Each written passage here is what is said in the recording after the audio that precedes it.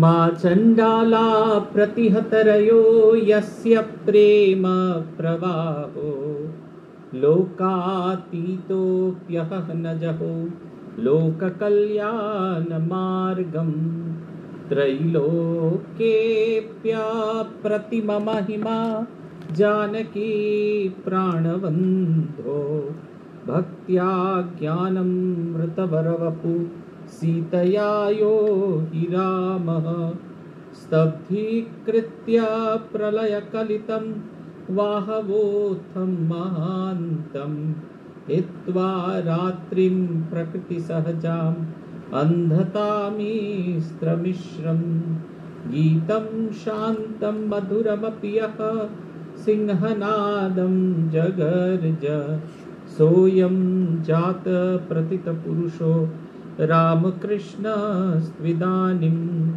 जय जय रामकृष्णो वंशकल्पतरु जय जय भगवान जगतेर गुरु जय जय गुरुमाता जगत जननी रामकृष्ण भक्तिदात्री चैतन्य दायिनी जय जय रामकृष्ण इष्ट गोष्ठीगण सबार चरण रेणु मागे अथम। श्री भगवानेर अशेष कृपाय आबार आमरा समवेत हয়েছি श्री श्री रामकृष्ण पुथी पाठ एवं आलोचनार उद्देश्य निये। पुथीर धीरे धीरे आमरा एकबारे अंतिम पर्यायेर दिके एगोते चलेছি। आज থেকে शुरू হবে पुथीर चतुर्थ खंड। আপনাদের অনেকেরই মনে আছে কিনা জানি না, তবু আপনাদের শরণার্থে আরেকবার জানাই যে পুঁথি যখন প্রথম লেখা হয় তখন কিন্তু পৃথক পৃথক ভাগে লেখা হয়েছিল এবং মোট 5টি ভাগে এটি ভাগ করা হয়েছে। প্রথমে নাম ছিল ভগবান শ্রী রামকৃষ্ণ পরমহংসদেবের চরিতামৃত, এইটি এই গ্রন্থের মূল নাম ছিল। পরবর্তীকালে ভিন্ন ভিন্ন 4টি ভাগকে জুড়ে এই শ্রীরামকৃষ্ণ পুঁথি এইভাবে এটি প্রকাশিত হয়। আমরা পড়ছিলাম যে অংশটা পড়ছিলাম বিগত দিন তৃতীয় খণ্ডের শেষে, সেটা হচ্ছে কুমার সন্ন্যাসী যোগীন্দ্র ও বহু অন্তরঙ্গের আগমন। শ্রীরামকৃষ্ণ লীলা প্রায় অন্তিম পর্যায়ের দিকে এগোতে চলেছে। এভাবে ধীরে ধীরে তার যে বার্তাবাহক তাদের একে একে আসা শুরু হয়েছে এবং তাদেরই গল্প, তাদের সঙ্গে প্রথমবার শ্রীরামকৃষ্ণের দর্শন, এইসবের গল্পই আমরা পড়ছি। এতদিন আমরা অনেকের কথাই পড়েছি। আজকে আমরা শুরু করব শ্রীরামকৃষ্ণের মানস পুত্র স্বামী ব্রহ্মানন্দজির সঙ্গে তার প্রথম দেখার গল্প। অধ্যায়ের নাম প্রভুর সহিত রাখালের মিলন। জয় প্রভু রামকৃষ্ণ অখিলের স্বামী, জয় জয় শ্যামা সুতা জগত জননী, জয় জয় দোহাকার যত ভক্তগণ, সবার চরণ রেণু মাগে এ অধম। অখিলের অধিপতি পরম ঈশ্বর, লীলা হেতু ধরায় করি ধরিয়া কলেবর, দীন দুঃখী দ্বিজ বেশ গুপ্ত সাজ গায়ে, কৈবর্তের পুরী মধ্যে প্রভুদেব রায়, সুন্দর সাকার লীলা অমৃত কথন, 16 আনা মন দিয়া শুন শুন মন, সংসারের দুঃখ শোকে পেতে দিয়া ছাতি, তৃষ্টাপ সন্তাপ হর মধুর ভারতী। পুথিকার বলছেন, আপনারা দেখবেন পুঁথি যখন প্রথম শুরু হয়েছিল তখন খানিকটা আমি এর আগে বলেছি সেই অঙ্ক না পারা ছেলের মতো, পরীক্ষার অঙ্ক যে না পারে পরীক্ষার আগের দিন তার যেরকম অবস্থা হয় যে হে ঠাকুর কোনো রকমে এবারের সেমেস্টারটা ক্রস করিয়ে দাও, হাফ ইয়ারলিতে আমি খুব ভালো করব, হাফ ইয়ারলি হয়ে গেলে বলে অ্যানুয়াল পরীক্ষায় খুব ভালো করবো, হাফ ইয়ারলিটা আমাকে পাস করিয়ে দাও। ঠিক ওই রকম পুথিকারের প্রথম দিকের গৌরচন্দ্রিকাগুলো ওরকম ছিল, কিন্তু যত গভীরে গেছেন পুথিকার যেন মজে গেছেন এবং তার ভাষার বাঁধুনি আরো সুন্দর হয়েছে। অল্প কথায় গভীর ভাবোদ্যোতক তিনি গৌরচন্দ্রিকা রচনা করেছেন। এখানে তার পরিচয় আমরা পাই। তিনি বলছেন, জয় প্রভু রামকৃষ্ণ অখিলের স্বামী, জয় জয় শ্যামা সুতা জগত জননী। এরপরে বলছেন, জয় জয় দুহাকার যত ভক্তগণ। শ্রীমা সারদা দেবী সম্পর্কে বলতে গিয়ে তিনি বলেছিলেন, রামকৃষ্ণ ভক্তিদাত্রী চৈতন্য দায়িনী।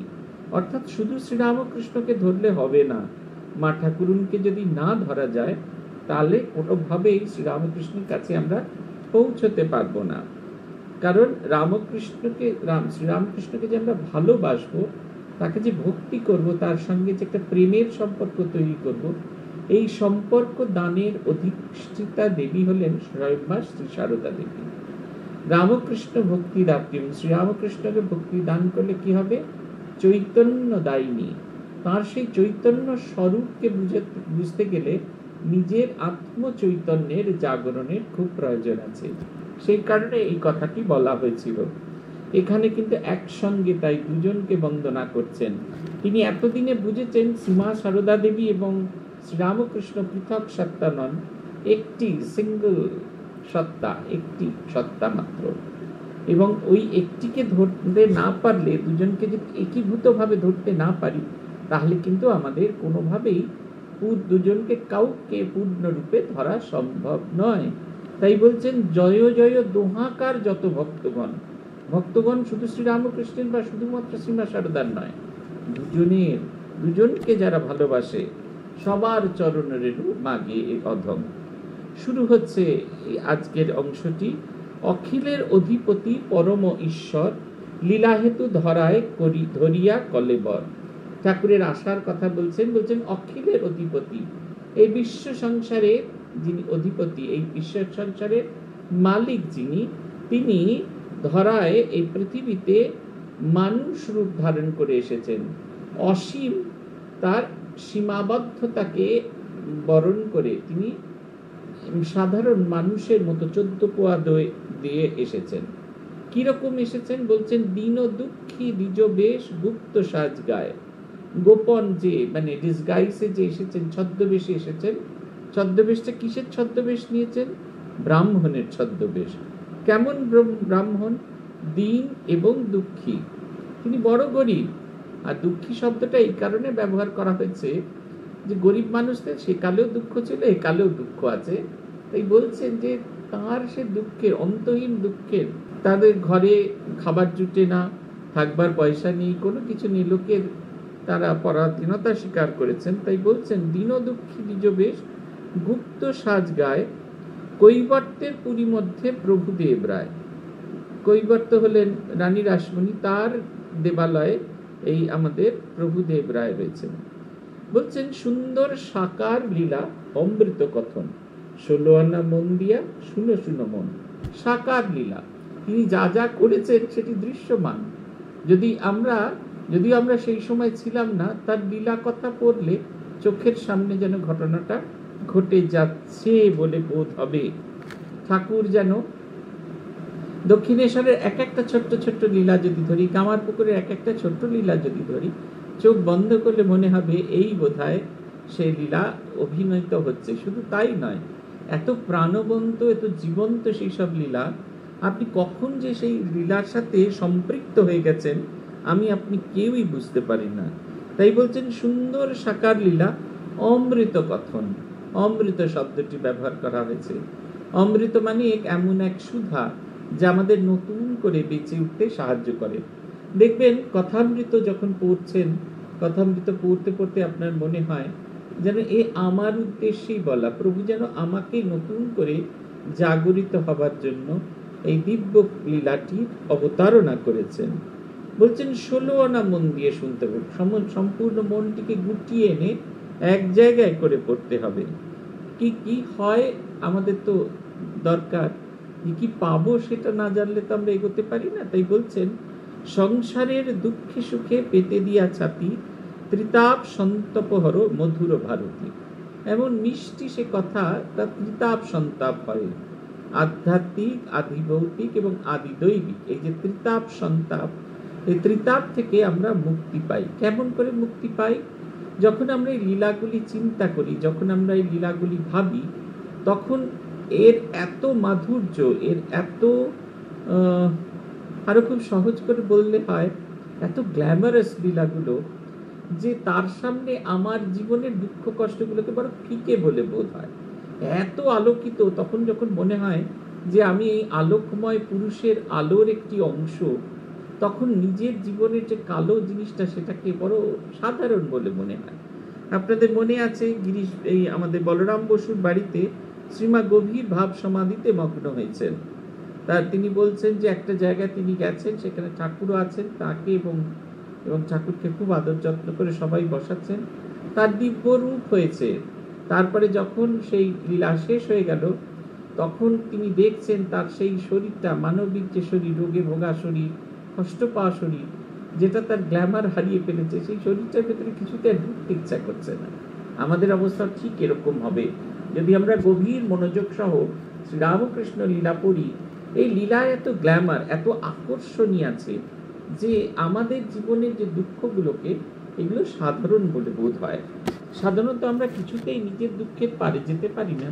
তার মূল কারণ হচ্ছে আমাদের দুঃখটাকে এত অসাধারণ বলে মনে হয় যে জগৎটাকেই মনে হয় সাধারণ, আমরা ডুবে থাকি আমাদের দুঃখে।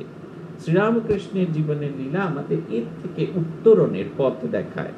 পুথিকার লিখছেন, লীলা মানে খেলা তার একাকী না হয়, বসে সঙ্গে থাকে সাঙ্গ পাঙ্গ, সগণ নিচয় নিত্য শুদ্ধ নিত্য মুক্ত পারিষদগণ, ঈশ্বর কোটির তারা প্রভুর বচন, তাহাদের মধ্যে দেখি দুই শ্রেণীভুক্ত, ত্যাগী সন্ন্যাসী কেহ, কেহ বা গৃহস্থ, হইলে সংসারী তবু গুণ নাহি ছুটে, গোলাপ গোলাপ যদি কাঁটা বনে ফুটে, অন্নবিদ জীবকোটি ভক্তগণ তার, কেহ বা ত্যাগী কেহ করেন সংসার, সামান্য জীবের মতো নহে গণনায়, দেবদেবী সশরীরে আগত লীলায়, তাহাকে লইয়া যাহা খেলিলা গোসাই, তাদিকে লইয়া যাহা খেলিলা গোসাই, সেই ভাগবত খেলা লীলা নামে গাই,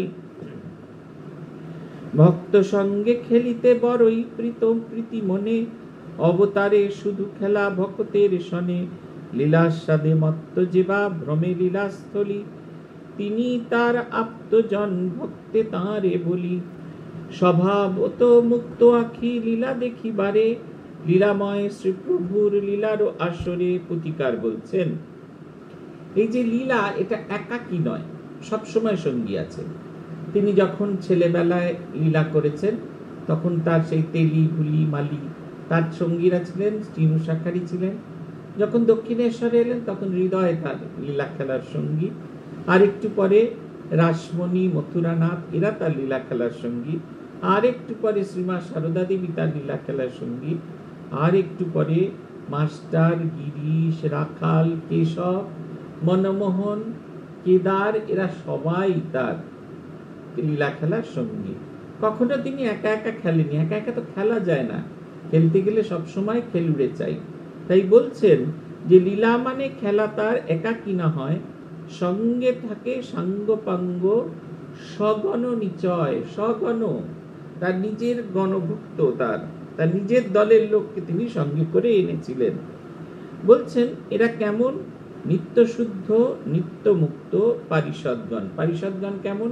এরা নিত্য সিদ্ধ, আলাদা করে এদের সিদ্ধির প্রয়োজন হয় না, সিদ্ধি ভাব নিয়েই তারা এসেছে। আমরা 0 থেকে স্টার্ট করে 100 পৌঁছই, 100 পৌঁছানোর পর এক্সেল করার চেষ্টা করি। আর এরা 100 দিয়েই তাদের খেলা শুরু করেন, সেখান থেকে এক্সেল করা শুরু করেন। নিত্য সিদ্ধ আর কি? নিত্য মুক্ত। কোনো বন্ধন এদেরকে কখনো বন্ধনের কারণ হয়ে দাঁড়াতে পারেন না। ভেবে দেখুন, স্বামী বিবেকানন্দের মহাপ্রয়াণ হচ্ছে, জপ ধ্যান করলেন তিনি, তারপরে ব্রহ্মচারীকে ডেকে বললেন একটু শুলেন, ব্রহ্মচারীকে ডেকে বললেন একটু হাওয়া করতে, তিনি হাওয়া করছেন। এমন সময় একটু কুকানির মতো আওয়াজ হলো, তিনি ঘাটটা কাত করে গেলেন, মহাসমাধিতে চলে গেলেন। কেউ বুঝতেও পারল না, যেন কোনো বন্ধন, এই জগতের যাবতীয় বন্ধন আমাদের হলে আমাদের শরীর যাওয়ার আগে কতবার ভাবতে হয়, এত বড় আশ্রম করেছি, এত কিছু করেছি, ওই করেছি, তাই করেছি, এগুলো ছেড়ে যেতে বড় কষ্ট। কিন্তু তারা নিত্য মুক্ত, তারা স্বতই মুক্ত। এটা আমাদের আদর্শ। এটাকে যদি আমরা আদর্শ করি, তাহলে আমরা নিত্যযুক্ত থেকে নিত্য মুক্তে রূপান্তরিত হতে পারি। বলছেন তারা কেমন? না ঈশ্বর কোটি। দু ধরনের ভক্তের কথা বলছেন, জীবকোটি আর ঈশ্বর কোটি। জীবকোটিকে সাধনা করে আমরা যারা সাধারণ মানুষ, সাধনা করে এই অবস্থা প্রাপ্ত হতে হয়, আর এরা জন্মায় এইভাবে। আপনারা যারা গীতা পড়েন, শ্রীমদ্ ভগবদ গীতা এর 2য় অধ্যায়ে এখানে স্থিতপ্রজ্ঞের কথা বলা আছে। ভগবানের স্থিতপ্রজ্ঞের যে গুণ বলা আছে সেগুলো যদি খুব ভালো করে লক্ষ্য করে দেখেন, দেখবেন আপনি বা আমরা সবাই সেই গুণের সবাই গুণান্বিত। তাহলে স্থিতপ্রজ্ঞের সঙ্গে আমাদের ফারাক কোথায়? স্থিতপ্রজ্ঞের সঙ্গে আমাদের ফারাক হলো এই, স্থিতপ্রজ্ঞ জন্মগতভাবে সেই দিব্য গুণটি সঙ্গে করে নিয়ে এসেছেন, আর আমরা ঘষে মেজে জীবনের নানা ঘটনায় ধাক্কা খেতে খেতে, টক ঝাল মিষ্টি নানা স্বাদের খাবার খেতে খেতে অবশেষে এই গুণে গুণান্বিত হয়েছি। তিনি বলছেন, তাহাদের মধ্যে দেখি 2 শ্রেণীভুক্ত, ত্যাগী সন্ন্যাসী কেহ, কেহ বা গৃহস্থ। হইলে সন্ন্যাসী তবু গুণ নাহি ছুটে, গোলাপ গোলাপ যদি কাঁটা বনে ফুটে। কি সুন্দর কথা বলছেন। 2 ধরনের ভক্ত, 2 ধরনের যে শ্রেণীভুক্ত আছে, একদল সন্ন্যাসী আর একদল গৃহী। কিন্তু কি সুন্দর কথা বলছেন, গৃহী হলেও সন্ন্যাসী সে তাকে কোনো রকমে কম নয়, কারণ তারা সবাই শ্রীরামকৃষ্ণের সন্তান। শ্রীরামকৃষ্ণ এটি যেন আমাদের চোখে আঙুল দিয়ে দেখিয়ে দিয়ে গেছেন, সন্ন্যাসী এবং গৃহীর এই যে অনবদ্য একতানতা। সবাই গোলাপ ফুলের চারা, সে কাঁটাবন যুক্ত হোক আর কাঁটাবন ছাড়া হোক, কিন্তু সবাই সেই গোলাপ ফুলের চারা, সবার ভেতর তিনি সেই এসেন্সটা দিয়ে গেছেন। শুধু কে কেমন ভাবে নিজেকে বিকশিত করবে এই ভাবনাটা আমাদের ইন্ডিভিজুয়ালের কাছে দিয়ে গেছেন। আপনারা ভেবে দেখুন, যখন আমাদের একসঙ্গে দীক্ষা হয়েছিল, আমাদের গুরুরা দীক্ষান্তে যখন গুরু পূজা হচ্ছিল, তখন প্রত্যেকের মাথায় একটি পবিত্র বস্তু স্পর্শ করে দিয়েছিল। খেঁদাকেও যেমন স্পর্শ করা হয়েছিল, বোঁচাকেও স্পর্শ করা হয়েছিল, আর গাধাকেও সেরকম ভাবে স্পর্শ করা, সবাইকেই করে দেওয়া হয়েছে। কিন্তু তাদের মধ্যে বোঁচা নিজে এমনভাবে এক্সেল করলো যে তার অনেক সময় দেখে মনে হতো এই আমার গুরু ভাই, কিন্তু শক্তি তিনি সবাইকে সমানভাবে দিয়েছেন। শুধু আমরা কেমন ভাবে নিজেদের এক্সেল করব, আমাদের বিকশিত করব, আমাদের মুকুলিত করব, সেটা খুব দরকারি জিনিস। বলছেন, সামান্য জীবের মতো নহে গণনায়, দেব দেবী সশরীরে আগত লীলায়। বলছে যে দেখতে সামান্য জীবের মতো হয়। শ্রীরামকৃষ্ণ লীলাঙ্গনে যারা এসেছেন, যারা তার লীলা সহায়ক হয়েছেন, এমন সেই বামুনগুলো যারা মনে করত যে শ্রীরামকৃষ্ণকে হেয় করাটাই তাদের একমাত্র কাজ। আসলে কোরাস গান গাইবার দলের জন্য তো লোক দরকার, শ্রীরামকৃষ্ণকে যেন তারা সেইভাবে তার শ্রীরামকৃষ্ণের লীলাটিকে তারা পূর্ণ করেছেন। তাদের এই ভিলেন, যেমন একটা সিনেমায় হিরো থাকে এবং ভিলেন থাকে, এবং হিরো এবং ভিলেন দুজনেই সিনেমাটাকে টেনে নিয়ে যায়। ভিলেন হিরোকে ধরে নিয়ে যায়, তারপরে হিরোইন ভিলেন মধ্যে মারপিট হয়, তারপরে পরাভূত হয়, আর হিরো বুক চিতিয়ে দাঁড়িয়ে পড়ে, সিনেমা শেষ হয়ে যায়। কিন্তু এই যদি ভিলেন না থাকতো তাহলে তো এই অংশটাই বাদ যেত, যে হিরো কিডন্যাপ হয়েছেন এবং হিরো নিজেকে বাঁচিয়ে তার মধ্যে থেকে বার করে দেওয়ার চেষ্টা করছেন। দুষ্টের দমন এবং শিষ্টের পালন কেমন করে করছেন, যে গল্পটা দুষ্ট না থাকলে এটা হতো না। ঠিক ওই রকমই এদের দেখতে সাধারণ সাধারণ মানুষের মতো মনে হয়, কিন্তু আদতে এরা প্রত্যেকে দেবদেবী। তাদেরকে শ্রীরাম দেবদেবী মানে কি সব ইন্দ্রচন্দ্র বরুণ তা নয়, এরা সেই সমস্ত দিব্য গুণের অধিকারী, এবং সেই দিব্য গুণগুলো তারা জানতে পারছে না বলে তারা সাধারণ মানুষ, কিন্তু দিব্য গুণকে জানতে পারলে তাদের খুব আনন্দ হবে। কয়েকদিন আগে আমরা রামলাল দাদার সঙ্গে স্বামী শিবানন্দজির কথোপকথন করছিলাম, সেখানে একটি ভারী সুন্দর ঘটনা আছে। রামলাল দাদা নিজে বলছেন তিনি কখনো বুঝতে পারেননি যে এমন ঘটনা ঘটতে পারে। তিনি অবাক হয়ে দেখেন যে তার পুরোর করা সেই যে সাধন স্থল, সেই যে সাধন পীঠ পঞ্চবটী, সেখানে দেশ বিদেশের মানুষেরা আসছে, তারা এসে সেই ধুলিতে গড়াগড়ি খাচ্ছে, সেই অশ্বত্থ গাছের পাতা, বেল গাছের পাতা তারা নিয়ে যাচ্ছে, পবিত্র জ্ঞানে হৃদয়ে ধারণ করছে, সেখানকার মাটি তারা নিয়ে যাচ্ছে, সেইখানকার মাটি তারা খাচ্ছে। বলছে তিনি ধরতেই পারেননি, তিনি বুঝতেই পারেননি এমন ঘটনা ঘটতে পারে। এই ঘটনাটি যখন ঘটেছে তখন শ্রীরামকৃষ্ণের মহাপ্রয়াণের 50 বছরও পূর্ণ হয়নি, সেই সময়ের ঘটনা। তখনই এই রকম ভাবে প্রকাশিত হতে শুরু করেছেন। আমরা বুঝতে পারি না, আমরা বুঝতেই পারি না তাকে। তাই বলছেন তাঁর লীলা সঙ্গী যারা তারাও অনুভব করতে পারেন না। বলছেন তাহাদের লইয়া যাহা খেলিলা গোসাই, সেই ভাগবত খেলা লীলা নামে গাই। তাদের নিয়ে ভগবান যে খেলা খেললেন, সেই খেলাটি ভগবানের লীলা বলে আমি গাইছি। ভক্ত সঙ্গে খেলিতে বড়ই প্রীতি মনে, অবতারে শুধু খেলা ভকতের সনে। লীলাস্বাদে মত্ত যেবা ভ্রমে লীলাস্থলী, তিনি তার আপ্তজন ভক্ত তারে বলি। বলছেন যে ভক্ত সঙ্গে তিনি খেলেছেন এবং প্রীতি মনে খেলেছেন এবং অবতারের খেলার যিনি সঙ্গী হয়েছেন, তাকে আমরা সাধারণ বলতে পারি না।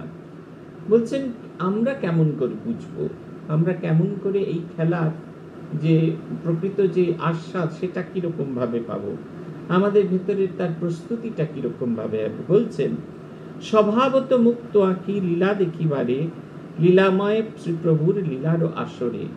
একটা মুক্ত মন দরকার, সেই মন না থাকলে ভগবানের লীলা বোঝা যাবে না।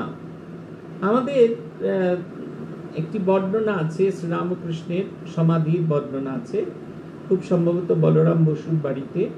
সেখানে তিনি নাচছেন এবং নাচতে নাচতে মনে হচ্ছে তার এত আনন্দ, তার মাথার চুলগুলো খাড়া হয়ে গেছে, লোম খাড়া হয়ে গেছে, চোখ বিস্ফারিত, দাঁতগুলো সব বেরিয়ে গেছে। মনে হচ্ছে তিনি আনন্দ যেন তার ভেতরে ধরে রাখতে পারছেন না। একই ভক্ত দেখে মুগ্ধ হচ্ছেন, আর আরেক ভক্ত মনে হচ্ছে কি দাঁত খিচিয়ে দাঁড়িয়ে আছে। এই দেখার বিষয় আমাদের একটা নিজের পরিষ্কার একটা ছবি দরকার, মুক্ত দৃষ্টি দরকার। পুথিকার লিখছেন আপ্তজন ভক্তগণ শুনো পরিচয়, যারা যারা আছে তারা আছে, নতুন না হয়। ভিতরের সেই বস্তু একই প্রকৃতি, অবতার ভেদে মাত্র বিভিন্ন মূরতি। প্রভুর বচনে শুনো তাহারও প্রমাণ, ভাবাবেশে একদিন কন ভগবান। আমরা নিকৃষ্ট জাতি, ফলেরও ভিতরে সুমিষ্ট ফজলিতারে পারি করিবারে। কি হেতু করিব তাহা কিবা প্রয়োজন, অবতারে ফজলি আমের মোর রয়েছে কানন। অবতারের শুদ্ধতার ভক্ত সনে খেলা, সিন্দুর সিন্দুর যেমন রঙ্গে লয়ে উর্মিমালা। বদ্ধ জীব সঙ্গে রঙ্গে নহে কোনো কালে, যে না জানে খেলা তার সঙ্গে কে বা খেলে। চিরকাল বিদিত ভক্তেরও ভগবান, ভক্তি গ্রন্থে তাই থাকে ভক্তেরও আখ্যান। লোক প্রায় লীলা দৃষ্টি শক্তি বিরহিত, তাই কে কহে গ্রন্থে কেন ভক্তের চরিত। ভক্তের কথায় তার মহিমা অপার, না বুঝিয়া লোক তাই করে অন্য আর। দেখিতে শক্তি নাহি দৃষ্টি নাহি চলে, ফুল ফল গুড়ি ছাড়া কোন কালে গাছ কোন কালে। ভক্তগণ মধ্যে তার সতত বিহারে, অঙ্গ প্রত্যঙ্গাতি শ্রী অঙ্গের আপনার। বলছেন যে প্রত্যেক যুগে যুগে যুগে যে লীলার সময় যে অবতাররা এসেছেন, তারা কিন্তু সঙ্গে করে সেই একই ভক্তকুলকে নিয়ে এসেছেন, আলাদা কিন্তু আসেননি। শুধু প্রত্যেক অবতারে যুগ প্রয়োজনে তাদের নামগুলো বদল হয়েছে, তাদের চেহারা বদল হয়েছে, তাদের ভূমিকা বদল হয়েছে, কিন্তু মানুষটা তাদের একই আছে। খানিকটা আপনারা বুঝতে পারবেন। আর কদিন বাদে তো দুর্গা পুজো, কুমোর মূর্তি তৈরি করে চলেছে, মূর্তি তৈরি করেই চলেছে। তা এখন তার এক চালের সব প্রতিমা হয় না, বহু চালের প্রতিমাও হয়। এই বহু চালের প্রতিমার ক্ষেত্রে এই দেখতে পাই আমরা, এই দুর্গা পুজোর আগে গণেশ পুজো হয়, দুর্গা পুজোর আগে আমাদের কি নাম বিশ্বকর্মা পুজো হয়। কিন্তু এই যে গণেশ পুজো এবং বিশ্বকর্মা পুজো হয়ে গেল, প্রতিমাগুলি বিসর্জন দিয়ে দেওয়া হলো। তারপরে তার কাঠামো তুলে সেই একই গণেশকে আবার একটুখানি নাদুস নুদুস করে দেওয়া হবে, দুর্গার পারিষদ করে দেওয়া হলো। এবং বিশ্বকর্মার একটু এপাশ ওপাশ বদল করে হাতিটাকে সরিয়ে ময়ূর লাগিয়ে সেই একই ফ্রেম দিয়ে কার্তিক তৈরি করে দেওয়া হলো। দুর্গা পুজোর সময় যা থাকলো, তার সেই কালী পুজোর সময় সেই মা দুর্গাই কালী হলেন আর লক্ষ্মী সরস্বতী হয়ে গেলেন ডাকিনী জটিনী। একই সেই খাঁচা, শুধু বদল হয়ে গেল। ঠিক সেই রকম ভিন্ন ভিন্ন অবতারে ভিন্ন ভিন্ন মান। কুমোর যেরকম একই মূর্তিকে ভেঙে চুরে নতুন করে আবার নতুন মূর্তি করে, সেই রকম ঠাকুর মতো মহাকুর্ম তিনি কুমোর, তিনি সেই তার লীলা সহচরদের অদল বদল করে দিয়েছেন। বলছেন একদিন ঠাকুর নিজেই বলছেন, ভাবাবেশে একদিন কন ভগবান, আমরা নিকৃষ্ট জাতি ফলের ভিতরে সুমিষ্ট ফজলিতারে পারি করিবারে, ইহেতু করিবা তাহা কিবা প্রয়োজন, ফজলি আমের মোর রয়েছে কানন, অবতারে শুদ্ধ তার ভক্ত সনে খেলা, সিন্ধুর যেমন রঙ্গ লয়ে উর্মিমালা। বলছেন যে আমাদের আমরা হচ্ছে ফলেদের ভিতরে সবচেয়ে নিকৃষ্ট ফল। বলছে আমি চাইলেই আমরার যে নিকৃষ্টতা এটাকে সরিয়ে দিয়ে তাকে ফজলির মতো গুণগত ভালো করে দিতে পারি। গিরিশ ঘোষ এসেছেন শ্রীরামকৃষ্ণের সঙ্গে দেখা করতে। তিনি শুনেছেন এর ভাব হয়। সন্ধ্যা হয় ঠাকুর দেখছেন লোম দেখা যাচ্ছে কি যাচ্ছে না। তিনি প্রশ্ন করছেন, সেজ বাতি জ্বালানো হয়েছে, তিনি প্রশ্ন করছেন সন্ধে হয়েছে কিনা। গিরিশবাবুর মনে হলো এক নতুন ঢং। বাতি দেওয়া হয়েছে, এ লোকটা এখনো বুঝতে পারছে না সন্ধে হয়েছে কিনা, দিন শেষ হয়ে সন্ধে হয়েছে কিনা। তিনি হন হন করে বেরিয়ে চলে গেলেন। গিরিশবাবু থিয়েটার দেখতে গেছেন। তিনি বলছেন কারুর টিকিট লাগবে না, শুধু ঠাকুরের টিকিট লাগবে, তার জন্য 16 আনা দিতে হবে।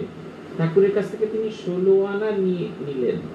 কিন্তু সেই মধ্য গিরিশ শ্রীরামকৃষ্ণের একান্ত অনুগত হয়ে গেলেন। শ্রীরামকৃষ্ণ ভিন্ন, আর তিনি কিচ্ছু বুঝতে পারেননি। রামচন্দ্র দত্ত এবং মহিমাচরণ এবং তার বন্ধু মনমোহন মিত্র, তারা দুজন যেদিন প্রথম দিন এলেন, তারা বুঝতেই পারেননি ইনি পরমহংস। তাদের ধারণা ছিল লম্বা জটা থাকবে, চিমটে থাকবে, আর ভক্তরা ঘিরে থাকবে, আগে তাদেরকে অতিক্রম করতে হবে, তবে ঠাকুরের দর্শন হবে। কিন্তু তারা যে মুহূর্তে দরজায় ধাক্কা দিলেন, দেখলেন একটি লাল পেড়ে কাপড় পরা লোক দাঁড়িয়ে আছে। গায়ে কাপড় দেওয়া নেই, কিন্তু এই ধুতির খোঁজটাকে সেটাকে তুলে কাঁধে ফেলা রয়েছে। তার চিমটেও নেই, জটাও নেই, কিচ্ছু নেই, এমনকি শিষ্য প্রশিষ্য নেই।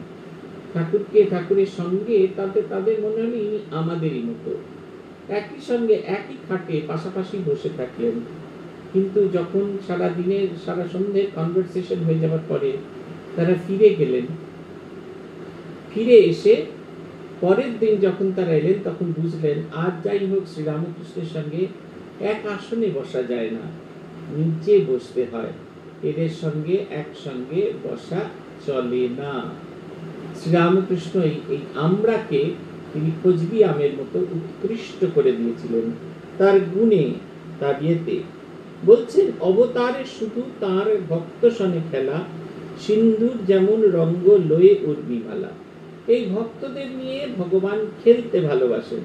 এরকম সমুদ্র তার ঢেউ নিয়ে তা খেলতে ভালোবাসে। এই একটু জলেতে হাওয়া লাগলেই লম্বা লম্বা উঁচু উঁচু ঢেউ পাড়ে আছড়ে পড়ে সে আবার ফিরে যায়।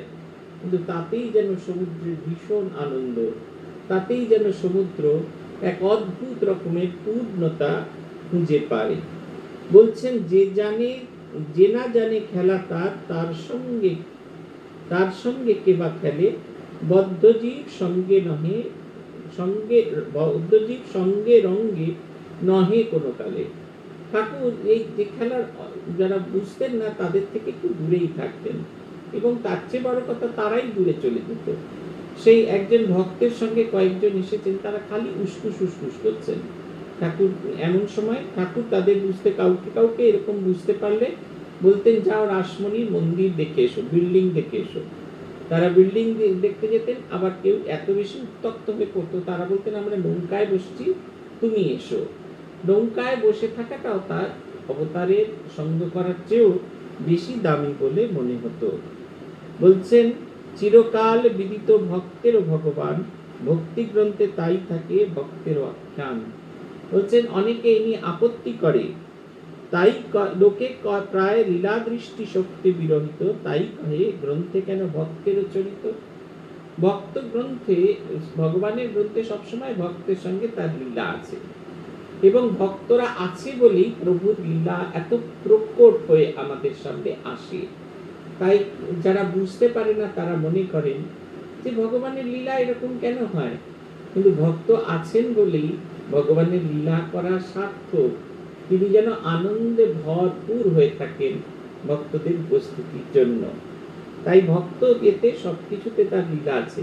এই লীলাগুলো দেখতে দেখতে আমরা যারা পরবর্তী প্রজন্ম, যারা এই ভক্তি গ্রন্থ পড়ি, তখন আমরা যেন মনে করি যে এই লীলাগুলোরও আমরা সঙ্গী।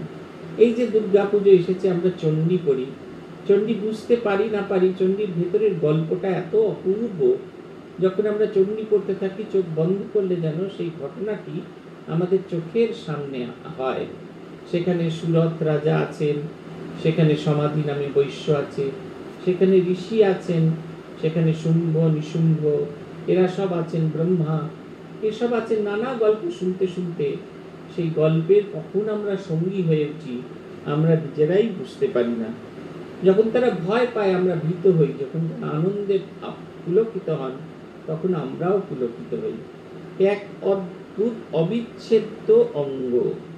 তাই বলছেন, দেখিতে শকতি নাহি, দৃষ্টি নাহি চলে, ফল ফুল মুড়ি ছাড়া গাছ কোন কালে। বলছেন একটা গাছ যদি হয় তো শুধুই কি গাছ হয়, গাছের ফল ফুল পাতা শাখা প্রশাখা সব হয়। ঠিক সেই রকম ভক্তগণের মধ্যে তাই সতত বিচার বিহার, অঙ্গ প্রত্যঙ্গাপি শ্রী অঙ্গের আপনা। এই ভক্তরা হলেন শ্রীরামকৃষ্ণের অঙ্গ প্রত্যঙ্গ। আমরা যখন পুজো করি তখন দুটিকে পুজো করা হয়।